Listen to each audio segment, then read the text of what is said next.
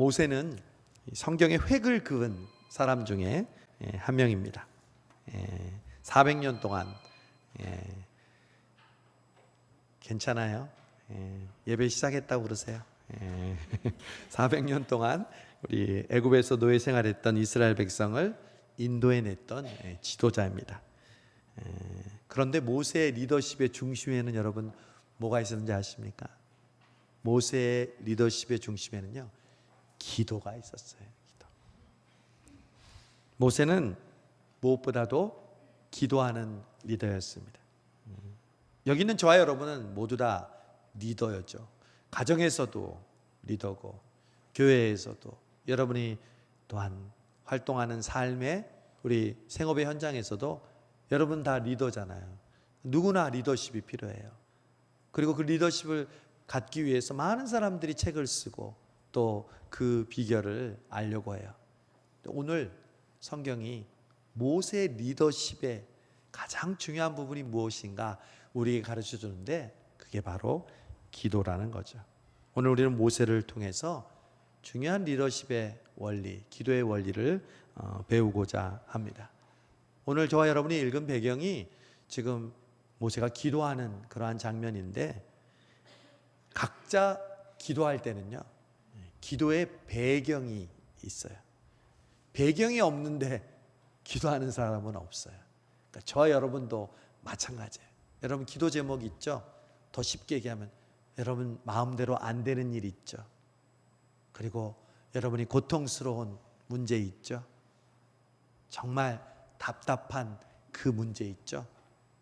그것이 바로 기도의 배경이 된다는 것입니다.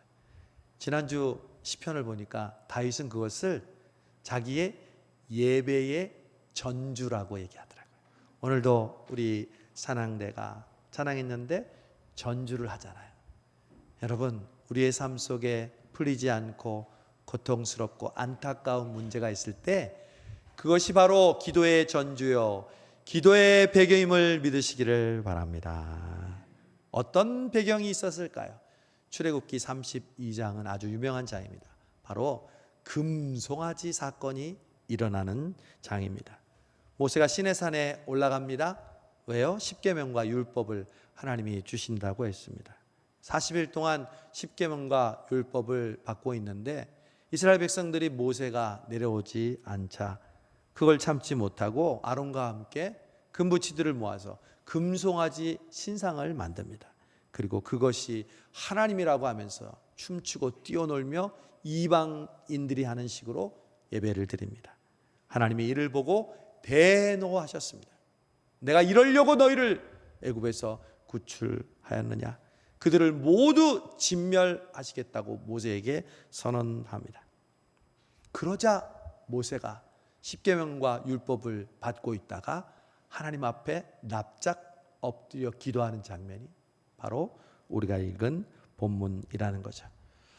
오늘 모세의 기도는요, 우리에게 모세가 어떻게 기도했는가, 그리고 어떤 내용으로 기도했느냐가 중요한 것이 아닙니다.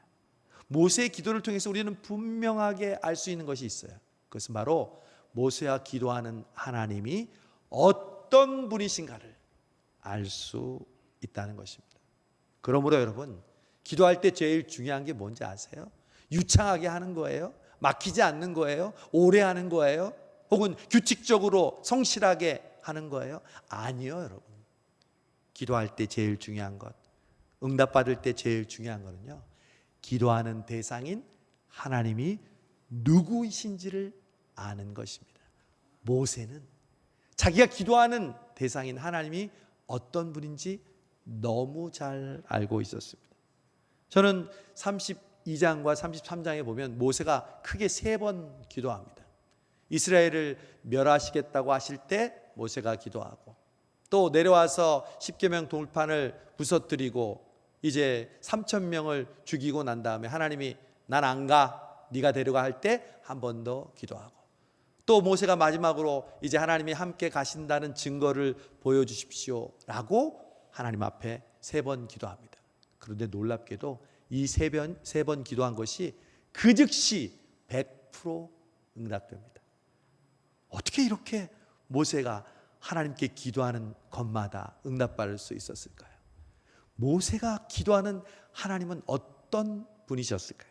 저는 32장, 33장을 통해서 하나님의 특징을 발견했습니다. 하나님이 지극히 인간적이신 분이라는 겁니다. 아니 목사님, 인간적이란 단어를 하나님께 쓰면 됩니까?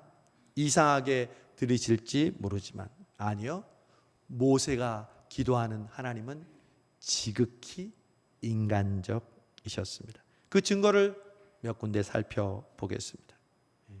오늘 우리가 읽지 않았지만 그 앞에 32장 7절에 보면 하나님께서 이렇게 얘기합니다. 여호와께서 모세에게 이르시되 너는 내려가라. 네가 애굽 땅에서 인도하여 낸 네 백성이 부패하였도다. 하나님이 모세에게 이야기하는 것, 뭐 그냥 화나서 하시는 일반적인 이야기 같죠? 아니요, 좀 특별합니다. 그 이유는 이스라엘 백성에 대한 호칭입니다. 네가 애굽 땅에서 인도해낸 네 백성이 부패하였도다. 아니요, 하나님은 항상 이스라엘 백성을 뭐라고 그랬을까요? 내 백성 이스라엘, 내 백성을 이끌어내라고 모세에게 말씀하셨습니다. 그런데 오늘 하나님이 물론 화가 나셨지만 모세에게 뭐라고 합니까? 네가 인도해낸 네 백성 이스라엘이 부패하였더라. 저는 지금 하나님이 화가 나셨는데 제 마음은 왠지 미소가 떠올랐습니다. 왜요? 이런 모습이 떠올랐기 때문입니다. 할머니가 손주를 봐줍니다. 딸이 직장 갈 때마다 엄마에게 우리 아들을 맡깁니다. 그래서 할머니가 먹여주고 재워주고 또한 놀아주고 다 합니다. 그런데 이 손주가 가끔씩 말을 안 듣는데 너무너무 힘들게 하는 거예요. 그러다가 갑자기 끝내는 할머니가 제일 싫어하는 사고를 칩니다. 저녁에 딸이 왔습니다. 이제 엄마가 이 딸에게 얘기합니다. 네가 난 자식, 이제부터 네가 키워라. 누굴 닮아서 이렇게 사고를 치는지 원. 여러분, 이 할머니가 진짜 손주가 싫어서 그렇게 얘기합니까? 그 뒤로 손주를 안 봤을까요? 하나님이 지극히 인간답다는 증거는 바로 이런 모습입니다. 네가 인도해낸 백성, 네 자식 왜 이렇게 사고를 치냐? 이렇게 하나님이 얘기하고 계시다는 거죠. 그뿐이 아닙니다. 32장 우리 9절 10절을 보면 여호와께서 또 모세에게 이르시되 내가 이 백성을 보니 목이 곧은 뻣뻣한 백성이로다.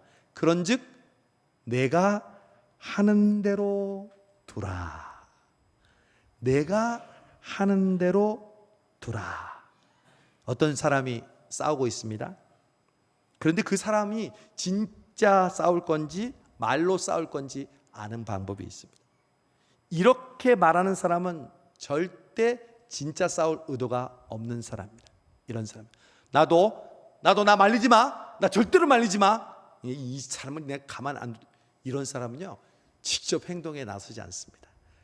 말리지 말라고 하는 사람은 무슨 말이냐면 나 좀 말려줘, 누가 좀 나 좀 말려줘 하는 말과 똑같습니다. 사실 진짜 싸우려고 하는 사람은 말이 없어요. 그냥 행동이 먼저 나가는 거죠. 그런데 하나님이 모세에게 지금 이렇게 말씀하시는 거예요. 내가 저 이스라엘 백성 가만히 안 둘 거야. 모세야, 나 말리지 마. 나 말리지 마. 이게 무슨 뜻이에요? 모세야, 나 좀 말려줘. 나 좀 말려줘. 여러분, 자녀가 잘못하는 일을 반복할 때 아빠가 너 앞으로 이거 하면 손 들고 있어. 벌쓸 거야. 근데 또다시 그 잘못을 합니다. 아빠가 약속한 것이 있어요. 너 손 들고, 손 들어. 계속 손 드는데 내려놔. 손 들어. 눈물까지 흘립니다.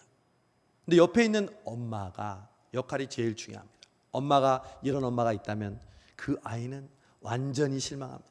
잘 됐다. 나도 그렇게 하지 말라고 그랬더니 에이 쌤통이다. 아니죠. 엄마가 이렇게 되죠. 정한아, 빨리 잘못했다고 우리 아빠한테. 그러면 손 내리게 해줄 거야. 자, 눈물을 막 흘리면서도 안 하다가 너무 아프니까 아빠 잘못했어요. 손 내려. 이게 아빠의 마음이거든요. 아빠가 지금 이스라엘 백성들에게 화났지만 나 말리지 마, 나 말리자, 나를 말려달라는 거죠.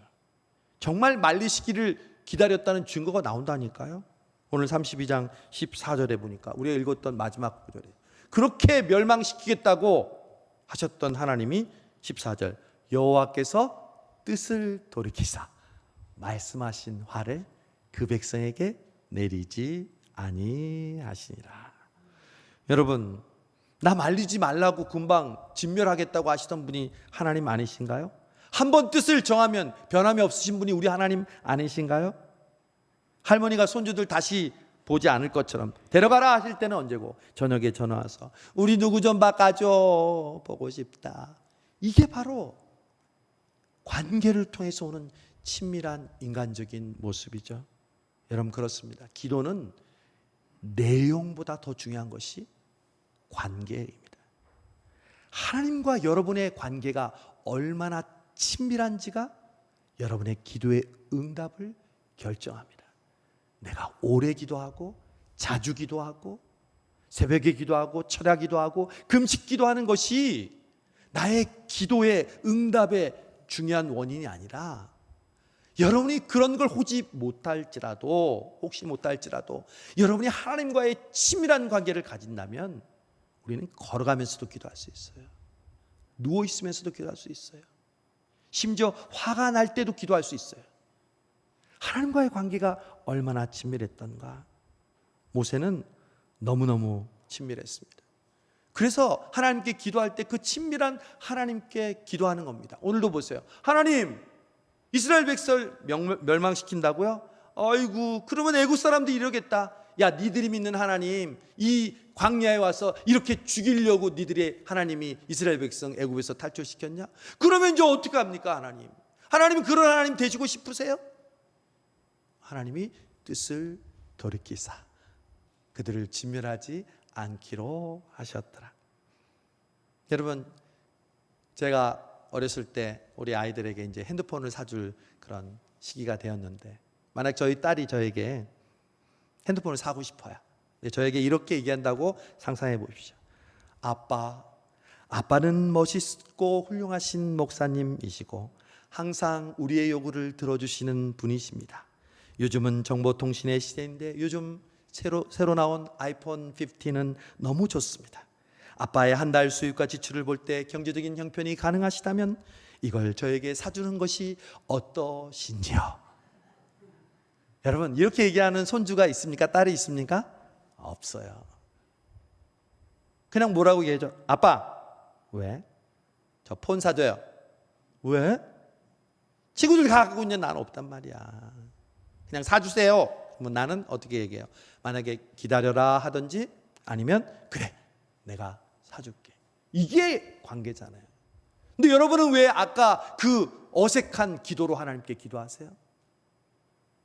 우주 만물을 다스리고 통치하시고 주관하시고 역사하시는 하나님. 물론 대표 기도 때는 오늘 장로님처럼 공기도의 그런 모습이 있습니다. 제가 말하는 건 공기도를 말하는 게 아니잖아요.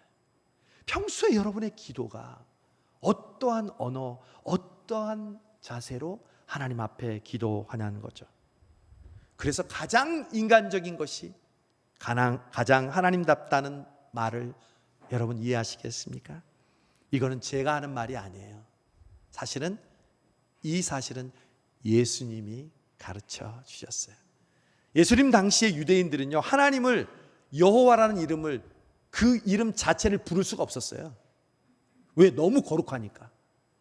그래서 그 이름 대신에 그 신성 사문자를 빌려와서 아도나이, 주님이라는 단어로 대치해서 불렀어요. 그리고 필사하는 율법사들은 이 여호와라는 야훼라는 단어가 나오면 목욕 한번 하고 다시 필사할 정도로. 그런 시대에 예수님께서 하나님을 뭐라고 부르라고 하셨죠? 아버지라 부르라고 가르쳐 주셨어요. 하늘에 계신 우리 아버지. 예수님의 기도를 강조하시면서 말씀하십니다. 구하라 주실 것이요, 찾으라 찾을 것이요, 문을 두드리라 열릴 것이다 하시면서 너희 중에 누가 아들이 떡을 달라는데 돌을 줄 아비가 있으며 아들이 생선을 달라 하면 뱀을 줄 사람이 있겠느냐? 하물며 너희가 악한 자라도 좋은 것을 자식에게 줄 줄 알거든 하늘에 계신 너희 아버지께서 구하는 자에게 좋은 것을 주시지 않겠느냐? 여러분, 기도할 때는 어떤 하나님을 여러분 생각하시면 되냐면 여러분에게 좋은 것을 주시는 좋은 아빠를 생각하시기를 바랍니다. 그게 예수님이 우리에게 가르쳐 주신 기도의 중요한 응답의 비결입니다. 하나님을 부를 때 아빠, 아버지라고 부르라고 예수님이 가르쳐 주십니다. 인간적으로 부모님은요, 살면서 몸이 아프고 고생하고 땀 흘리지만 자녀들이 잘 되는 일이라면 모든 걸 다 주고 싶어 합니다. 여러분 공감하시죠? 그런데 문제가 있어요. 우리에게는 능력이 한계가 있어요. 그러나 우리 하나님은 우리에게 모든 것을 주시고자 하는 마음뿐만 아니라 뭐도 있어요? 능력이 무한하십니다. 그래서 그 하나님을 아빠 아버지로 부르고 구하는 자에게 예수님이 좋은 것을 주신다고 말씀하셨습니다. 여러분, 신앙생활이 깊어진다는 것은요, 하나님과 내가 얼마나 더 가까워졌느냐가 우리의 신앙의 깊이를 좌우합니다. 내가 교회 몇 년 다녔어. 내가 교회 이런 직분을 가지고 있어. 내가 이렇게 열심히 기도에 나와 봉사해. 이것이 우리의 신앙의 깊이를 좌우하지 못합니다. 여러분, 하나님을 먼저 친밀함으로 대하시기를 바랍니다. 왜 우리가 예배에 옵니까? 사랑하는 부모님을 얼굴 뵙는 마음으로, 사랑하는 부모님께 우리가 선물해드리는 마음으로 우리의 예물을 드리고 우리의 재능으로 하나님께 영광 돌리는 것이죠. 여러분, 믿지 않는 사람들이 가장 이해하지 못하는 게 바로 헌금이에요. 아니, 교회에다 왜 돈을 바쳐? 예배만 잘 드리면 되지. 여러분에게 누군가 믿지 않은 사람이 교회에 왜 헌금해? 라고 물으면 그냥 이렇게 대답하시면 됩니다. 당신은 부모님에게 감사할 때 어떻게 합니까?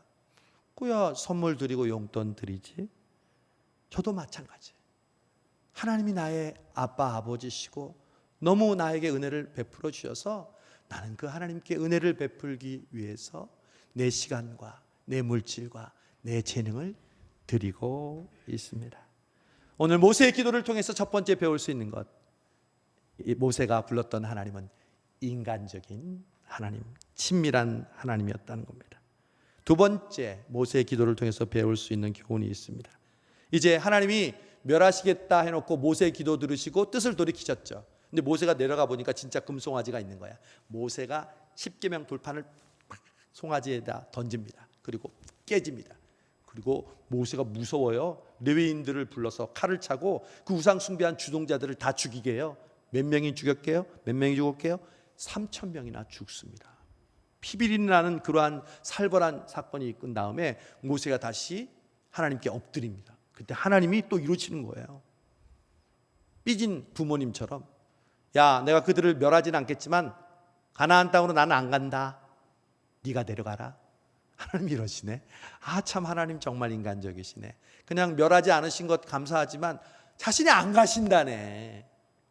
가나안 땅으로 갈 때. 그랬더니 모세가 또 납작 엎드려 기도합니다. 하나님, 안 가시면 어떡합니까? 하시면서 32절에 이렇게 기도합니다. 그러나 합의하시면 이제 그들의 죄를 사하시옵소서. 그렇지 않사오면 원컨대 주의 기록하신 책에서 내 이름을 지워버려 주옵소서. 하나님이 안 간다고 하니까, 하나님 안 가시려면, 용서하지 않으시려면 나를 생명책의 이름에서 지워주세요. 무슨 말입니까? 같이 죽겠다는 겁니다. 나만 살아서 뭐 하겠냐는 겁니다. 그런데 우리들의 기도는 어떻습니까? 다른 사람은 어떻게 되든 주여 나만, 내 자식만, 우리 교회만 잘 되게 해 주옵소서. 이런 기도에 하나님께서 어떻게 마음이 움직이시겠습니까? 기도는 하나님의 마음을 감동시키는 건데 그런 기도에 하나님이 어떻게 감동하시겠습니까? 하나님이 지금 토라져 계십니다. 나 안 가. 네가 데려가. 하나님, 안 가시면 저 생명책에서 이름 지어주십시오. 저도 죽겠습니다. 하나님의 마음이 어떻겠어요? 모세와 같이 중보기도의 대상과 함께 내가 같은 운명이 되려는 마음, 그것이 바로 중보기도의 마음입니다. 우리 교회도 여러분들이 수술을 앞두고 교회에 힘들고 어려운 일들로 인하여 고통스러워할 때 우리 교회가 어떻게 했어요? 한 마음으로 기도했잖아요.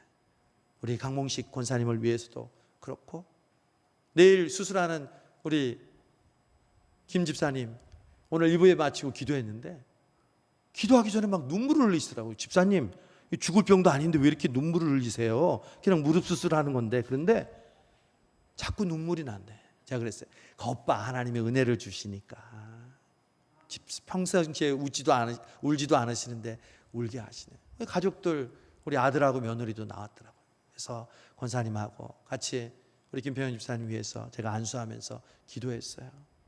여러분, 중보기도 한다는 게 뭐예요? 그 아픔에 내가 함께 동참하는 거예요. 그냥 입으로만 잘 되세요, 빨리 해결되세요, 아니요. 나의 대가를, 그 헌신을 내가 치르겠다는 마음으로 기도하는 거죠. 예수님이 십자가 지시기 전에 겟세마네 동산에서 기도해 주셨죠? 어떻게 기도했을까요? 하나님, 저들의 죄를 용서하여 주옵소서. 그들의 죄를 용서해 주시기 위해 내가 죽으라면 죽겠습니다. 그게 진정한 예수님의 중보 기도고, 예수님은 그것을 직접 실천하지 않으셨습니까? 여러분, 교회도 마찬가지입니다. 성도들은 목회자의 말씀에 순종해야 하는데 오히려 목회자를 평가하고 목회자를 신뢰하지 못할 때가 있습니다. 목회자도 성도들을 이스라엘 백성처럼 모세처럼 품고 기도하기보다는 복종의 대상이나 자기의 목회의 성공의 수단으로 사용하는 때가 있습니다. 문제가 서로가 있는 것이 사실이죠. 그러나 그런 상황이 반복될 때 우리에게 일어나는 가장 비극적인 상황은 서로를 위한 진정한 기도가 이루어지지 못한다는 겁니다. 여러분, 목회자를 위해서 여러분 진심으로 기도하십니까? 저에게 물으신다면 저는 매일 새벽 여러분들의 이름을 부르며 기도하려고 몸부림칩니다. 저는 교회, 학교, 유아 유치부부터 우리 청년 공동체 이름을 다 부르면서 기도합니다. 이 정도의 이름도 내가 기억하지 못한다면 제가 어떻게 성수성교회 담임 목사로 하겠습니까? 구역장들, 교사들, 시온찬양대 한 사람 한 사람 이름을 부르면서 기도합니다.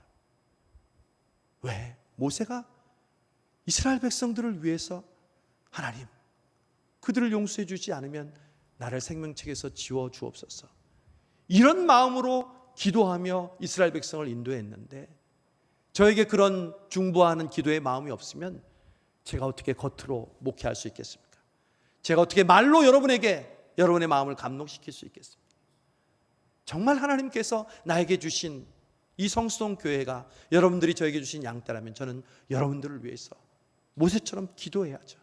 모세는 제가 닮지 못했어도 저는 그렇게 닮으려고 노력하고 몸부림치고 있습니다. 여러분, 기도할 때 그들의 아픔을 여러분이 함께 공유하십시오. 공감하십시오. 그것만큼 여러분의 마음을 뜨겁게 하고 하나님의 마음을 감동시키는 것이 없습니다. 마지막으로 주목할 만한 것은 모세가 하나님께 기도하는 세 번째 장면입니다. 모세가 이렇게 기도합니다. 이제 하나님께서 같이 가신다고 얘기를 합니다. 금방 대답하면서 내가 너희와 함께 가리라. 참, 하나님은 안 간다고 해놓고 금방 가요. 그랬더니 모세가 이렇게 기도합니다. 하나님, 증거를 보여주십시오. 하나님이 가신다는 증거를 보여주십시오. 그랬더니 하나님이 엎드려! 왜냐하면 하나님은 볼 수 없으니까. 엎드린 다음에 자기가 준비해놓은 제물 사이를 불 가운데로 제물을 반으로 잘라서 쫙 지나가십니다. 그러니까 하나님이 기도를 또 응답하신 거죠. 오늘 14절을 33장 14절을 보면 하나님께서 친히 얘기하십니다. 여호와께서 이르시되 내가 친히 가리라. 내가 너를 쉬게 하리라.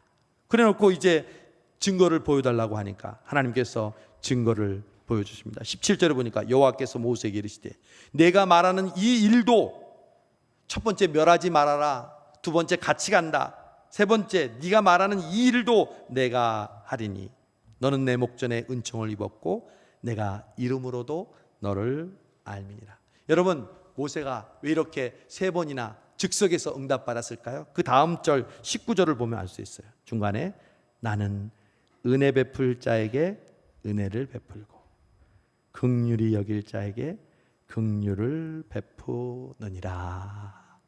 모세가 하나님께 은혜 받을 자이고 긍휼을 받을 자라는 것. 저는 이렇게 해석했어요. 내 눈에 콩깍지가 끼어서 나는 네가 뭘 해도 사랑스럽다. 뭘 해도 응답해 주겠다. 여러분, 하나님께 응답을 받고 싶으십니까? 그렇다면 여러분은 하나님과 어떻게 친밀해질 것인가 고민하시기를 바랍니다. 하나님과의 친밀함이 기도의 모든 것입니다. 하나님은 언제 우리를 보고 기뻐하시는지 아십니까? 여러분, 만약 우리가 정말 세상에 1%에 해당하는 사람들이 성취하고 성공해서 그때 하나님께 영광을 돌립니다 하는 사람만 기뻐한다면 이 세상에 하나님을 기쁘시게 할 사람이 몇 명이나 되겠습니까? 그러나 하나님은 우리 모두를 통해서 기뻐하십니다. 우리가 어떻게 될 때? 우리가 가장 인간적으로 하나님을 대할 때, 처음 창조받을 때 그 인간은요, 하나님 없이는 못 살아요. 하나님 말씀에 기쁨으로 순종해요. 하나님과 동행하면서 살아요. 어린아이처럼 아빠를, 엄마를 보듯이 하나님을 바라봤어요. 여러분, 예배 때마다 하나님과 더욱 친밀해지시는 여러분 되시기를 바랍니다. 여러분, 예배 드릴 때, 그리고 여러분이 헌금하고 봉사할 때 이렇게 고백해 보세요. 하나님 제가 뭐 하면 하나님 기쁘시겠어요? 부모님께 뭘 드시고 싶으세요? 하는 것처럼 하나님, 제가 어떻게 하면 하나님 기쁘시게 드릴 수 있을까요? 저는 예수님께 향유를 부었던 여인을 생각해 봅니다. 향유를 붓기 전에 그가 어떤 마음을 가지고 있었을까요? 내가 어떻게 하면 예수님께 은혜를 갚을 수 있을까? 내가 어떻게 하면 그 사랑을 보답할 수 있을까? 여러분, 그 마음만 가져도 하나님은 감동하십니다. 내가 아직 향유를 붓지 않았어도, 여러분이 목표하는 그 목표를 이루지 않았어도, 마치 다윗이 나는 이 좋은 궁정에 사는데 하나님은 저 텐트 안에 사시는구나, 내가 하나님의 집을 짓고 싶다. 다윗은 집을 짓지도 못했습니다. 그러나 하나님은 그때 감동하셨습니다. 전무후무한 축복을 다윗에게 주셨습니다. 사랑하는 여러분, 여러분에게 지금 그 목표가 이루어지지 않아서 하나님을 감동시키지 못합니까? 천만의 말씀입니다. 지금 이 순간 여러분의 상황 속에서 충분히 하나님을 감동시킬 수 있습니다. 하나님, 제가 어떻게 하면 하나님을 기쁘시게 할 수 있을까요? 제가 어떻게 하면 교회에 도움이 될 수 있을까요?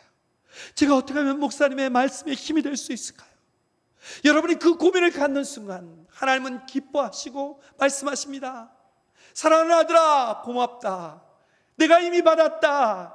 나는 은혜 받을 만한 자에게, 그리고 축복받을 만한 자에게 축복하노라 하시면서 여러분의 기도를 들어주시고 응답해 주실 줄로 믿습니다. 오늘 우리 이웃초청 음악회를 합니다. 여러분, 우리 교회에서 오케스트라 음악회를 한다는 것이 상상이 가는 일일까요? 우린 두 번째로 합니다. 우리의 자랑이 아닙니다. 저는 이것이 바로 하나님께서 우리를 사랑하시는 좋은 아빠 아버지가 우리에게 주시는 선물인 줄로 믿습니다. 여러분, 제가 거짓말하는 것이 아니라 오케스트라 팀이 우리 교회를 너무 좋아해요. 오고 싶어해요. 주차장도 없고 좁은 공간인데. 왜? 작년에 우리가 마음으로 함께 기뻐하고 섬겼더니요, 갈 때마다 얘기해요. 여러분, 하나님께서 지난 코로나의 어려운 시간 속에 우리가 하나님께 영광이 되려고, 그리고 이웃에게 그 사랑을 나누려고 애썼던 그 마음들을 하나님이 보시고 하나님이 우리에게 주신 선물이 오늘 콘서트의 선물인 줄로 믿습니다. 여러분, 하나님과 더 친밀해지세요. 하나님과 더 가까워지세요. 사람들 앞에 보여지는 것 말고. 그럴 때 자면서도 기도할 수 있어요. 내가 다른 사람들 욕먹을 때도 기도할 수 있어요. 눈물이 날 때도 기도할 수 있어요. 그 기도를 하나님이 들으신다니까요. 그리고 좋은 것을 주신다니까요. 이 여름 하나님과 친밀해지셔서 하나님께 기도하는 대로 응답받는 모세의 축복의 주인공 여러분 되시기를 주님의 이름으로 축복합니다. 좋으신 아버지 감사합니다. 우리는 하나님을 늘 멀게 느꼈고 내가 완벽해야만 하나님이 기뻐하시는 줄 알았습니다. 주님, 그러나 모세처럼 하나님을 인간적으로 인격적으로 친밀하게 대하며 하나님께 간절히 기도할 때 하나님 응답하시고 역사하시는 것처럼 우리 성수동 교회 118년 동안 하나님께서 지켜주셨는데 하나님 이제 하나님의 부흥과 성장을 위하여 기도하는 저희들 기억하여 주셔서 하나님 우리에게 응답하시고 성도를 각자가 안고 있는 그 어려운 문제를 놓고 오늘 모세처럼 기도할 때 하나님의 응답받는 놀라운 응답의 주인공들 되게 하여 주옵소서. 감사드리며 예수님의 이름으로 기도하옵나이다. 아멘.